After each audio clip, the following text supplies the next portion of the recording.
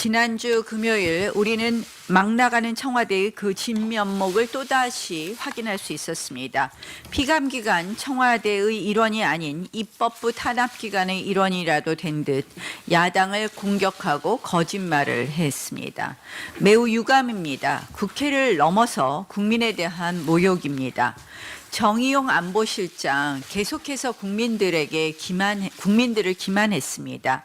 문재인 대통령 모친상 중에 북한의 도발을 지적하자 장례를 마치고 쏜 것이다 이렇게 이야기를 했습니다. 또 북한이 ICBM 이동식 발사는 하지 못한다고 계속 이야기했습니다. 북한의 미사일 실험을 지적하자 우리도 못지않은 미사일 실험을 한다면서 공격용과 방어용을 물타기하면서 이야기했습니다. 최소한의 기초적 사실관계조차 계속해서 왜곡했던 것입니다. 그러면서 하는 말이 이 정도 이야기해야지 국민이 안심한다고 이야기합니다. 신형 4종 세트 도발, 북한의 미사일과 미사일 및 신형 4종 세트 도발에 대한 우리의 안전 체계를 묻자, 우리의 대응 체계, 우리의 미사일 방어 체계를 묻자 역시 아무런 문제가 되지 않는다고 했습니다. 저는 정의용 실장의 그날의 답변을 들으면서 도대체 대한민국 안보실장이냐, 북한 안보실장이냐 하고 묻고 싶었습니다. 정의용 안보실장의 모든 답변은 북한 안보실장이 해야 될 답변이 아니었나 이렇게 보입니다.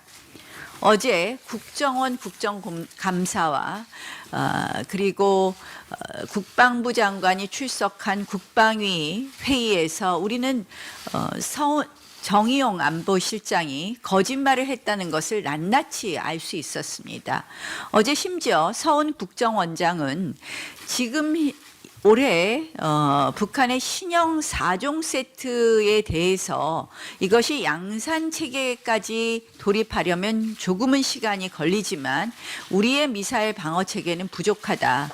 결국 그 양산 체계에 들어가기 전인 지금부터 대응 체계는 반드시 만들어야 된다고 답변했습니다.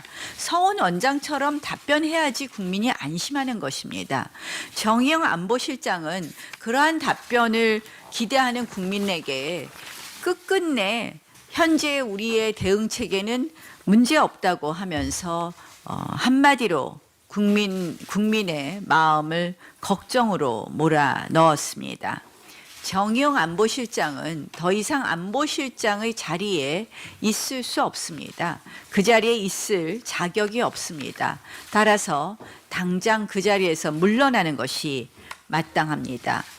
또한 정의용 안보실장의 이러한 국민 기만, 그러한 발언을 지적하는 야당 원내대표에 대해서 갑자기 고성을 지르며 뛰어든 강기정 정무수석, 결코 묵과할 수 없는 만행입니다. 보다 이런 정무수석 처음 보겠습니다. 정무수석이 하는 일이 무엇입니까? 결국 야당과 원활한 대화를 해서 국정이 원활하게 운영되어야 되게 해야 되는 일 아닙니까? 저는 이런 정무수석과 더 이상 대화할 수 없다고 생각합니다.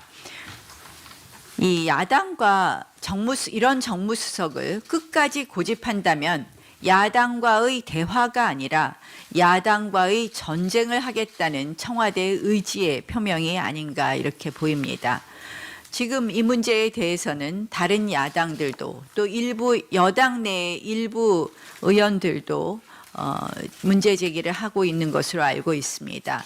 청와대가 지금 오늘 벌써 화요일입니다. 지난 금요일에 있었던 일에 대해서 어떠한 입장 표명도 하지 않습니다.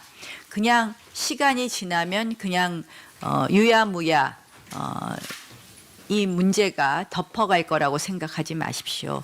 이 부분에 대해서 청와대가 제대로 정리하는 것만이 국정을 원활하게 운영할 수 있는 것이라는 것을 다시 한번 지적합니다. 한편 정의용 안보실장의 경우에는 지금 국감에서의 위증 여부가 저희가 검토해야 될 단계가 되었습니다. 이동식 발사 문제는 위증 부분에 해당하는 부분이 있습니다. 따라서 이 부분에 대한 검토를 시작하도록 하겠다는 말씀 드리겠습니다. 강기정 정무수석 역시 국회 회의를 방해하고 국회를 모욕한 것에 대해서 책임을 물어야 할 것입니다. 이 금요일 운영위 사태에 대해서 청와대 입장이 아직도 나오지 않는 것에 대해서 매우 유감을 표시하면서 청와대가 즉각 이 부분에 대해서 사태를 수습하고 사과해 줄 것을 다시 한번 요청합니다. 태국 아세안 회의에 참석한 문재인 대통령이 어제 아베 총리와 깜짝 환담을 가졌습니다. 깜짝이든 반짝이든 뭐 좋습니다. 지난 이낙연 총리 방일에 이어 대통령까지 나서서 대화를 이어가는 모습은 좋았습니다. 그러나 이 부분에 대한 김칫국 해석은 삼가야 할 것입니다. 청와대는 진지하고 우호적인 분위기, 일본 측은 원칙적 입장을 전달했다고 하고 있습니다. 이 해석의 차이를 좁혀나가는데 그 초점을 맞춰야 할 것입니다. 일본 아베 총리 역시 대승적 차원에서 한일 관계 개선에 임해줄 것을 촉구합니다. 이제라도 문재인 정권이 일본과의 대화에 집중하겠다는 기조에 대해서는 긍정적으로 평가하지만 그동안 전쟁, 죽창가, 친일까지 운운하며 강성 반일 감정 선동의 전면에 앞장섰던 청와대와 정권이었습니다. 외교적 해법을 주장하는 우리 자유한국당과 여러 전문가와 비판 세력은 매국으로 몰아붙였습니다. 적어도 이 부분에 대해서 해명이 필요할 것 같습니다. 이 또한 진지한 성찰이 필요할 것입니다. 한일 관계를 여기까지 끌고 온 이 정권 핵심 참모들에게 다시 한번 책임을 묻고 정의용 안보실장을 비롯한 지금 이 정권의 외교 안보 라인 교체해야만 될 것 같습니다. 청와대는 다시 한번 이 부분에 대해서도 답을 줄 것을 요청합니다. 마지막으로 RCEP에 대해서 이 한중일 및 아세안 15개 국가가 영내 포괄적 경제 동반자 협정 타결을 선언했습니다. 인도가 합의를 보류해 다소 아쉬운 부분은 있으나 아직 최종 타결의 기회가 남아 있다고 합니다. 이 RCEP 타결로 인해서 국내 산업이 피해는 최소화하고 효과가 극대화할 수 있는 그런 방향으로 나가기를 기대해 봅니다. 네, 다른 사람들에 대해서는 개혁이라는 미명하에 칼을 휘두르는 이 좌파 집권층의 위선과 거짓이 가면 뒤에 어떤 추악한 탐욕이 있는지 또 하나의 사례가 드러났습니다. 김명수 대법원장의 그 대법원장 공관 공사하는데 예산을 불법적으로 4억이나 전용해서 16억 7천만 원을 들여서 호합한 공간으로 바꿨다고 합니다. 외국산 고급 석재 들여와서 붙이는데 8억, 인테리어 하는데 뭐 3억. 정말로 이 최저임금의 급격한 인상으로 어쩔 수 없이 폐업을 하고 길거리로 나앉아야 되는 자영업자들 보시기에 이 소식을 들으면서 어떤 생각을 가졌겠는가 하는 점 참 정말 가슴이 답답한 이런 아침입니다. 이 외국산 8억짜리의 고급 석재 이건 정말 국민의 눈물이고 억대를 들여서 벽지 붙이고 인테리어 붙인 거 이거 정말 백성의 국민의 고혈입니다.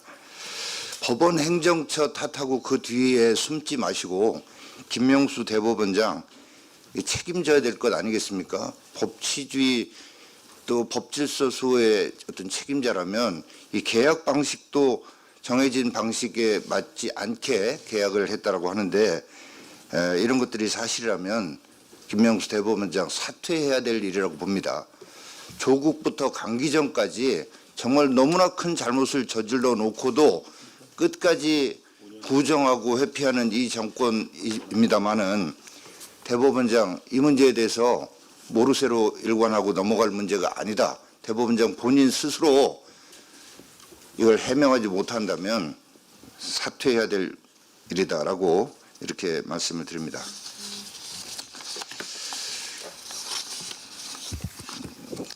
지난주에 한전 사장이 전기요금 특례 할인제도 폐지하겠다라고 밝힌 바 있습니다.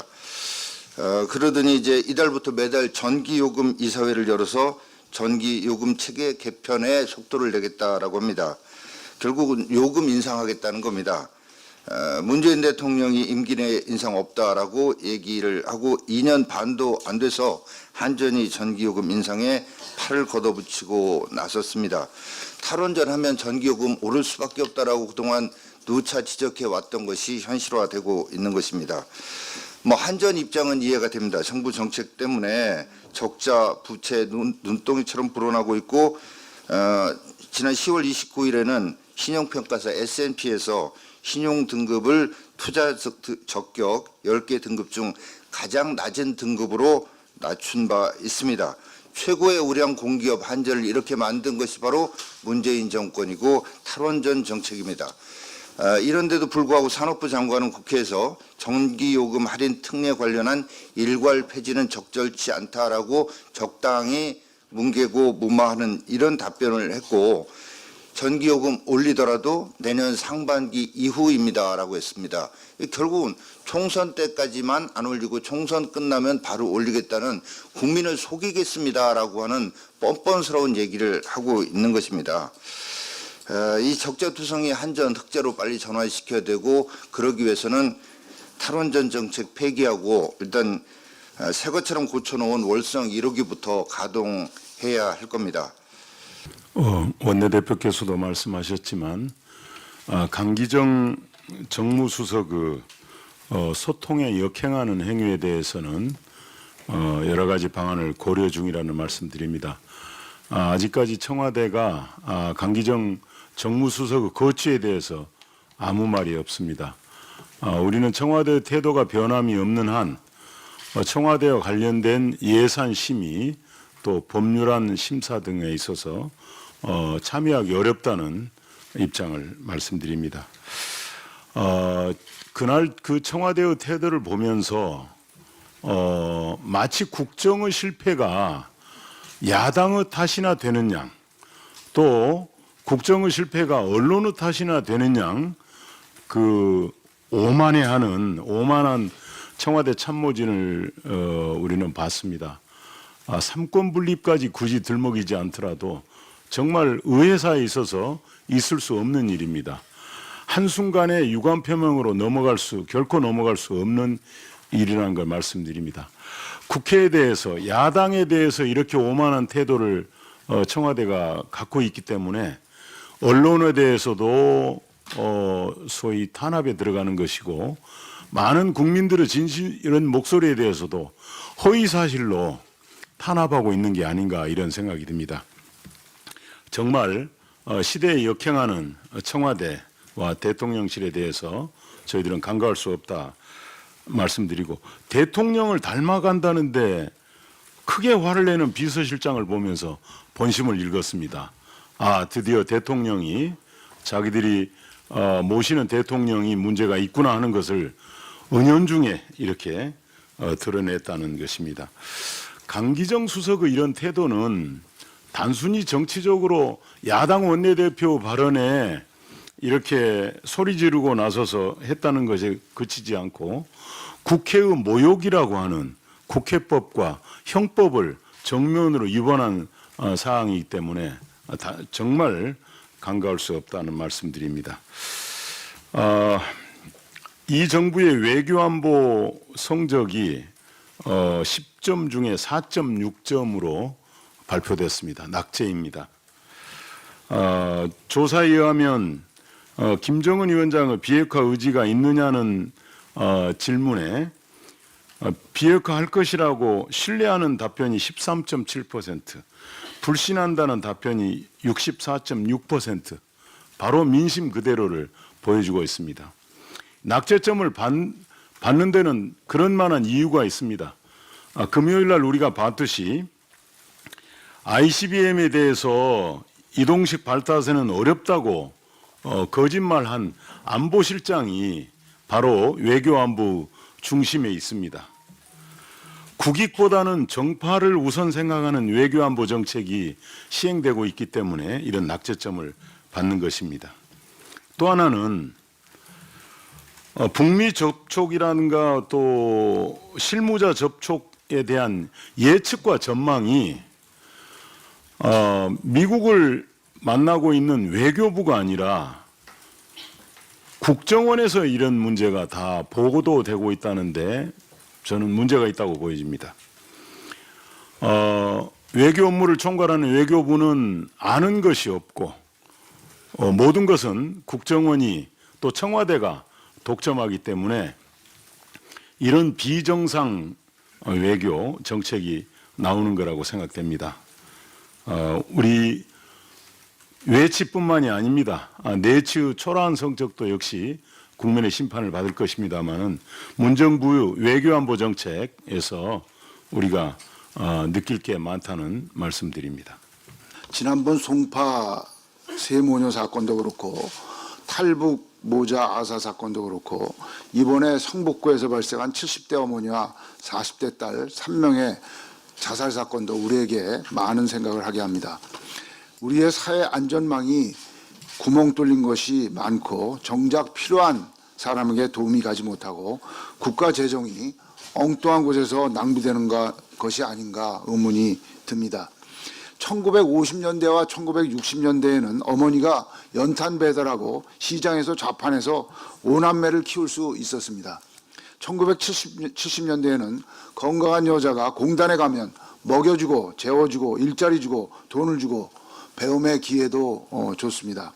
70, 80년대에는 학교를 졸업하면 입사 자격증을 여러 장 가지고 회사를 고를 수 있었습니다. 지금은 아무것도 가진 것 없는 사람은 도저히 생계를 위해 돈을 벌 곳을 찾기가 힘듭니다. 그들이 일할 곳을 찾을 수 있도록 국가가 도와줘야 합니다. 이미 기득권화된 특정 계층만 관심을 쏟다 보니 가장 취약한 하위 계층이 아무 말도 못하고 죽어가고 있습니다. 길거리마다 골목마다 자영업자들이 서서히 망해가고 있습니다. 이들을 위한 정책이 시급합니다. 그 첫 번째가 경제정책 전환입니다. 트럼프나 아베나 마크롱이 큰 소리 치는 것은 일자리가 많고 경제가 좋아서입니다. 우리도 그들의 정책에서 배워야 할 것은 배우고 진정 국민을 위한 경제정책을 해야 합니다.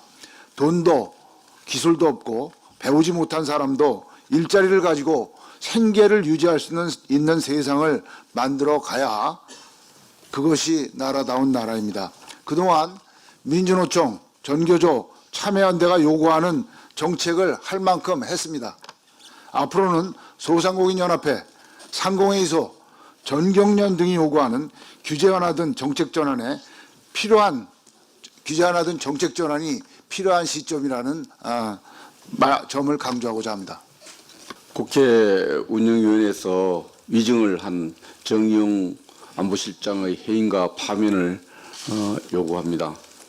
정의용 실장은 10월 23일 날 국방부로부터 10월 1일에 발사한 북한의 SLBM 발사에 대한 새로운 보고를 통해서 그 연속적인 보고를 통해서 북한 미사일에 대한 위협을 정확하게 인지하고 있고도 국회 운영위원회에서 명확하게 위증을 했습니다.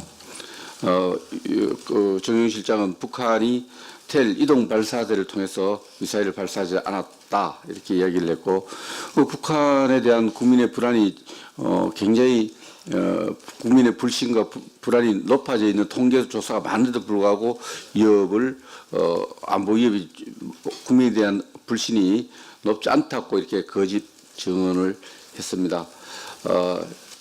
여러 가지 위증 사실을 볼 때 국민을 기만하고 국회에서 어떤 위증을 한 문제를 갖고 우리가 거기에 대한 책임을 지고 사퇴를 해야 되고 또 대통령 파면해야 된다고 생각을 합니다.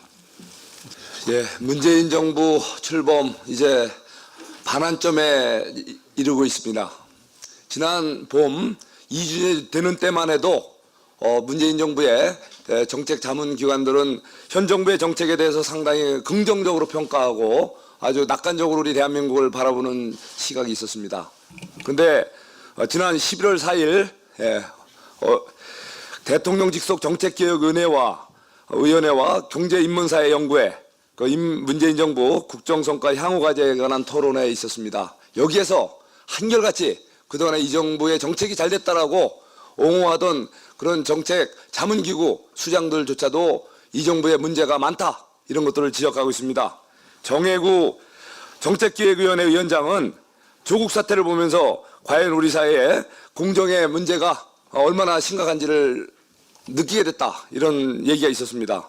성경용 경제인문사회연구회 이사장조차도 삶의 질의 저하, 행복도 저하 등 한국의 비극을 지금 엄중하게 지금 우리 현실에 직면하고 있다, 이런 발언을 했습니다. 많은 분들이 이 정부의 그 재정 정책의 문제 뭐 이라든가 또는 산업 정책에 있어서 아주 편향된 정책의 문제들에 대해서 솔직하게 고백하고 문제를 지적하고 있습니다. 문재인 정부 들어서 소득주도 성장, 북한 편향적인 정책을 꾸준하고 고집스럽게 추진해 오면서 2년 반이 된 현 시점에서 대한민국의 현실은 제가 수시로 말씀드리지만 3탄 4개월의 비극을 맞고 있습니다.